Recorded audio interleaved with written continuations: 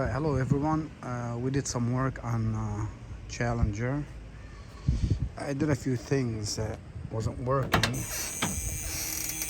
I went, I changed this and I made a pistol grip. Now let me focus here. Why you're not focusing. There we go. So, took the T handle out, put a pistol grip. As you see, the clock works, all the gauges work except my Tach.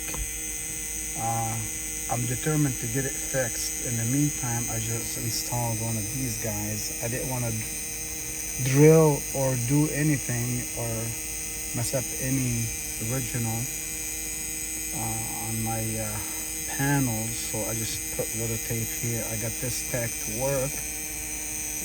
I got the radio to work. I got my turn signal to work.